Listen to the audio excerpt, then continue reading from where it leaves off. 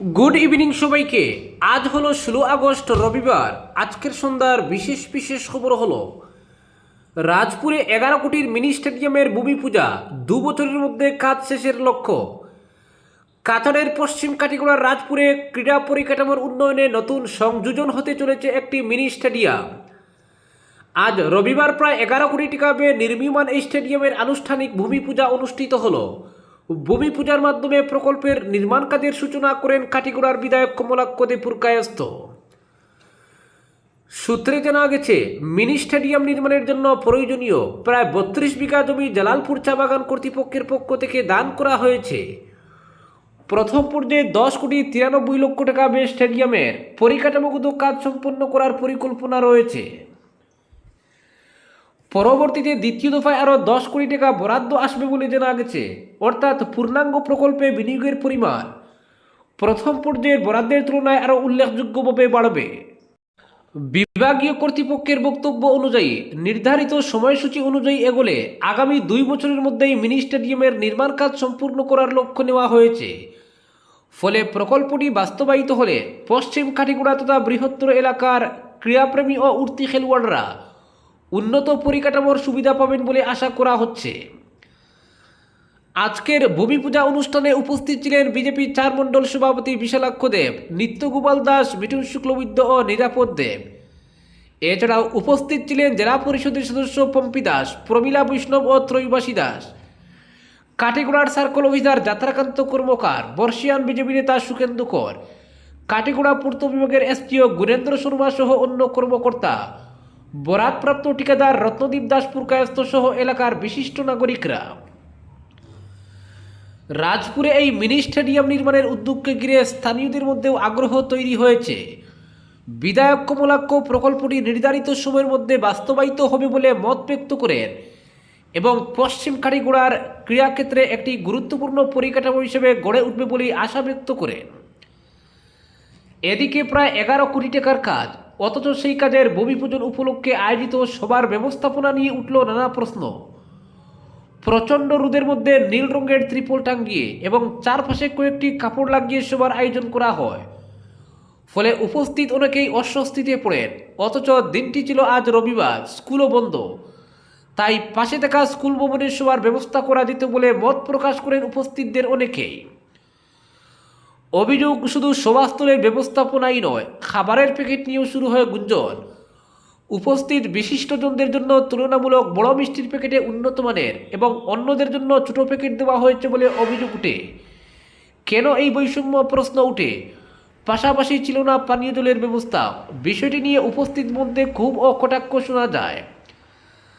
জানা গেছে পুরো আয়োজনের দায়িত্ব ছিল কাজের বরাদপ্রাপ্ত ঠিকাদারের, তবে এ বিষয়ে সংশ্লিষ্ট ঠিকাদারের কোনো প্রতিক্রিয়া পাওয়া যায়নি। অপরদিকে পাথারকান্দিতে পুলিশের বড় সাফল্য, অটোর নিচে 711 বোতল কফ সিরাপ উদ্ধার। পাথারকান্দিতে মাদক বিরোধী অভিযানে বড়সড় সাফল্য পেল পুলিশ। অটোরিকশার নিচে বিশেষ কায়দায় লুকিয়ে প্রায় 8 লক্ষ টাকা মূল্যের নিষিদ্ধ কফ সিরাপ ত্রিপুরায় পাচারের চেষ্টা ব্যস্ত দিয়েছে পুলিশ। অভিযানে উদ্ধার হয়েছে মোট 711 বোতল কফ সিরাপ। ঘটনায় অটোচালক দুরুদ মিয়াকে গ্রেফতার করা হয়েছে। পাচারে ব্যবহৃত অটোরিকশাটিও বাজেয়াপ্ত করেছে পুলিশ। পুলিশ সূত্রে জানা গেছে, গোপন খবরের ভিত্তিতে পাথারকান্দি থানার ওসি বিশ্বজিৎ দেউরির নেতৃত্বে এবং এসআই হীরকজ্যোতি দাস সহ একটি দল ময়না বাইপাস এলাকায় নজরদারি চালায়। খবর ছিল বিপুল পরিমাণ কফ সিরাপ নিয়ে একটি অটোরিকশা পাথারকান্দি হয়ে ত্রিপুরার দিকে যাবে। এরপর শ্রীভূমির দিক থেকে ত্রিপুরাগামী TR02 B4000 নম্বরের অটোরিকশাটিকে সন্দেহজনক অবস্থায় আটক করে পুলিশ। প্রাথমিক তল্লাশিতে কিছু না মেলায় অটোর বিভিন্ন অংশ খুঁটিয়ে পরীক্ষা করা হয়। তখনই অটোর নিচের বিশেষভাবে তৈরি গোপন জায়গায় কয়েকটি বস্তার সন্ধান মেলে। বস্তাগুলি খুলতেই বেরিয়ে আসে বিপুল পরিমাণ নিষিদ্ধ কফ সিরাপ। গণনার পর মোট 711 বোতল উদ্ধার হয়। ধৃত দুরুদ মিয়া উত্তর ত্রিপুরার সোনাপুর গ্রামের বাসিন্দা এবং রহিম আলীর ছেলে বলে জানা গেছে। পুলিশের প্রাথমিক অনুমান, চালানটি ত্রিপুরায় পাচারের উদ্দেশ্যে নিয়ে যাওয়া হচ্ছিল। তবে এই চালানের উৎস, গন্তব্য এবং এর সঙ্গে জড়িত অন্যদের সন্ধানে তদন্ত শুরু হয়েছে।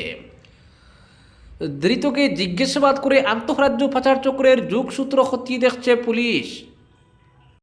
অপরদিকে সম্পত্তির বিবাদ, মায়ের সামনেই বড় ভাইকে খুন, পলাতক অভিযুক্ত দুই সহোদর। শ্রীভূমি জেলার নিলামবাজার থানার অন্তর্গত ভারত বাংলাদেশ সীমান্তবর্তী পশ্চিম নয়াগ্রাম এলাকায় পৈতৃক সম্পত্তি নিয়ে বিবাদের জেরে এক ব্যক্তিকে হত্যার অভিযোগ উঠেছে তার দুই ভাইয়ের বিরুদ্ধে। মর্মান্তিক এই ঘটনায় নিহত হয়েছেন তাজেল হোসেন। ঘটনাকে কেন্দ্র করে এলাকায় তীব্র চাঞ্চল্যের পাশাপাশি শোকের ছায়া নেমে এসেছে। স্থানীয় সূত্রে জানা গেছে, তাজেল হোসেনের সঙ্গে তার দুই ভাই তাজউদ্দিন ও নিজাম হোসেনের দীর্ঘদিন ধরে পৈতৃক সম্পত্তি নিয়ে বিরোধ চলছিল। পারিবারিক এই বিবাদ নিয়ে বেশ কিছুদিন ধরে উত্তেজনা ছিল বলে স্থানীয়দের দাবি। অভিযোগ, আজ রবিবার সকালে সেই বিবাদকে কেন্দ্র করে তাজউদ্দিন ও নিজাম হোসেন ধারালো অস্ত্র নিয়ে বড় ভাই তাজেল হোসেনের উপর হামলা চালান। অভিযোগ অনুযায়ী হামলার সময় পরিবারের সদস্যরা ঘটনাস্থলে উপস্থিত ছিলেন। এমনকি মায়ের সামনেই তাদের উপর ধারালো অস্ত্র দিয়ে আঘাত করা হয় বলে দাবি করা হয়েছে। গুরুতর জখম হয়ে ঘটনাস্থলেই তার মৃত্যু হয়। ঘটনার খবর ছড়িয়ে পড়তেই পশ্চিম নয়াগ্রাম এলাকায় ব্যাপক চাঞ্চল্যের সৃষ্টি হয়। খবর পেয়ে নিলামবাজার থানার পুলিশ দ্রুত ঘটনাস্থলে পৌঁছে পরিস্থিতি নিয়ন্ত্রণে আনে এবং ঘটনার প্রাথমিক তদন্ত শুরু করে। পরে সার্কল অফিসার এবং শ্রীভূমি পুলিশের অতিরিক্ত পুলিশ সুপার মানস প্রতিম চৌধুরীও ঘটনাস্থলে পৌঁছে পরিস্থিতি খতিয়ে দেখেন। তারা পরিবারের সদস্য ও স্থানীয় বাসিন্দাদের সঙ্গে কথা বলে ঘটনার বিষয়ে তথ্য সংগ্রহ করেন। এদিকে ঘটনার পর থেকেই অভিযুক্ত দুই ভাই তাজউদ্দিন ও নিজাম হোসেন পলাতক, তাদের সন্ধানে পুলিশ তল্লাশি অভিযান শুরু করেছে। হত্যাকাণ্ডে আর কেউ জড়িত রয়েছে কিনা, হামলার প্রকৃত কারণ কি এবং ঘটনার সময় ঠিক কী ঘটেছিল সব দিক খতিয়ে দেখা হচ্ছে। পুলিশ নিহতের দেহ উদ্ধার করে ময়নাতদন্তের জন্য করিমগঞ্জ অসামরিক হাসপাতালে পাঠিয়েছে। ময়নাতদন্তের রিপোর্ট পাওয়ার পর মৃত্যুর বিষয়ে আরও স্পষ্ট তথ্য মিলবে বলে মনে করা হচ্ছে। অপরদিকে বিমানবন্দরে আচমকায় যাত্রীর পিস্তল থেকে চলল গুলি, জখম দুই কর্মী। উত্তরপ্রদেশের বারাণসী বিমানবন্দরে আচমকা গুলি চলার অভিযোগ, গুরুতর জখম বিমানবন্দরের দুই কর্মী। আজ সকালে বারাণসীর লাল বাহাদুর শাস্ত্রী আন্তর্জাতিক বিমানবন্দরে ঘটনাটি ঘটে। আজ সিকিউরিটি চেকিংয়ের সময় এক যাত্রীর লাইসেন্সপ্রাপ্ত পিস্তল থেকে অসাবধানতাবশত গুলি চলে। আচমকা গুলির শব্দে তীব্র আতঙ্ক ছড়িয়ে পড়ে বিমানবন্দর চত্বরে। পুলিশ সূত্রে খবর, আজ উত্তরপ্রদেশের আজমগড়ের বাসিন্দা কমলেশ রায় স্ত্রীকে সঙ্গে নিয়ে এয়ার ইন্ডিয়া এক্সপ্রেসের ফ্লাইটে করে মুম্বাই যাচ্ছিলেন। তার কাছে লাইসেন্সপ্রাপ্ত পিস্তল ছিল। ফ্লাইটে ওঠার আগে সিকিউরিটি চেকিংয়ের সময়ে বিমানবন্দরের কর্মীদের তিনি সঙ্গে থাকা পিস্তলের কথা জানান। নিয়ম অনুযায়ী বিমানবন্দরের কর্মীরা তার পিস্তল ও গুলি পরীক্ষা করছিলেন, তখনই অসাবধানতাবশত বন্দুক থেকে গুলি চলে। জখম দুই নিরাপত্তা কর্মীকে স্থানীয় নিউ লক্ষ্মী ট্রমা সেন্টারে ভর্তি করা হয়েছে, সেখানেই তাদের চিকিৎসা চলছে। হাসপাতাল সূত্রে খবর, বর্তমানে তাদের অবস্থা স্থিতিশীল। ঘটনার পর পেয়ে বিমানবন্দর পৌঁছান গোমতী জোনের ডিসিপি এবং পিন্দ্রার এসিপি সহ উচ্চপদস্থ পুলিশ আধিকারিকরা। নিয়ম অনুযায়ী হ্যান্ডলিং চার্জ দিয়ে লাইসেন্সপ্রাপ্ত পিস্তল রেজিস্টার্ড ব্যাগেজে নিয়ে যাওয়া যায় ফ্লাইটে।